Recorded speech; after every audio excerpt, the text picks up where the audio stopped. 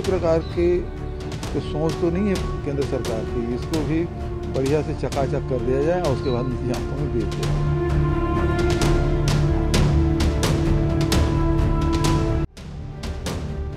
केंद्रीय वित्त मंत्री निर्मला सीतारमण ने 2023-24 का बजट बुधवार को पेश कर दिया, जहां एक और इस बजट में वित्त मंत्री ने रेलवे के लिए बड़ा ऐलान किया है, तो वहीं रेलवे के बजट को लेकर छत्तीसगढ़ के मुख्यमंत्री भूपेश बघेल ने सवाल कर दिया।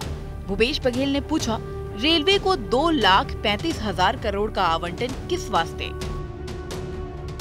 रेलवे में 2,35,000 करोड़ रुपया बजट में रखा गया है, तो क्या कर्मचारियों के लिए है, नई भर्ती के लिए है, या ऐसा तो नहीं है जैसे एयरपोर्ट को बेचने से पहले सैकड़ों हजारों करोड़ रुपया उसके सुधार में लगा दिए, नवीनीकरण के लगाया और उसके बाद निजी हाथों में बेचा गया।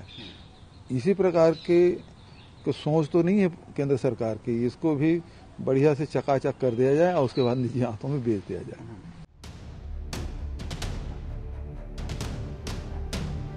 दरअसल बजट भाषण के बाद छत्तीसगढ़ सीएम भूपेश बघेल ने अपनी प्रतिक्रिया दी।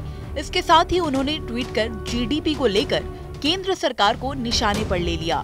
ट्वीट कर मुख्यमंत्री बघेल ने लिखा, आंकड़ों पर नजर डालिए तो पता चल जाएगा। दरअसल अमृतकाल में देश में कथित ऐतिहासिक विकास का दावा असत्य है। वास्तविकता ये है कि यूपीए के 10 सालों के कार्यकाल में जीडीपी की औसत वार्षिक वृद्धि दर एनडीए के विगत 9 साल के कार्यकाल की तुलना में अधिक रही है। जैसे 2019 से 2022 के बीच कोविड संकट आया था, वैसे ही 2006 से 2008 के बीच वैश्विक मंदी भी आई थी।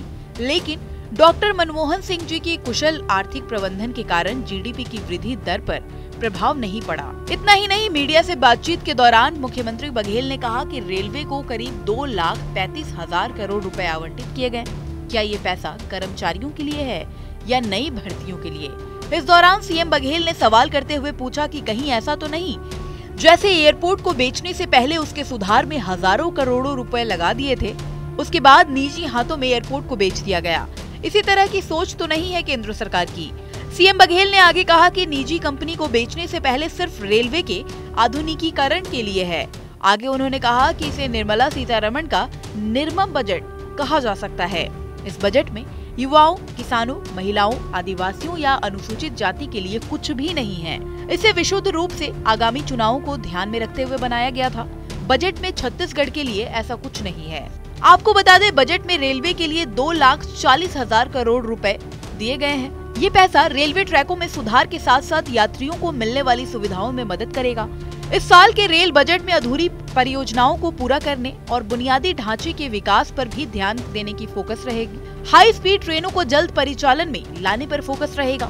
मोदी सरकार पूरे रेलवे सिस्टम के इंफ्रास्ट्रक्चर को मजबूत करने के लिए रेल बजट में 20 से 25% की बढ़ोतरी पर काम कर रही है।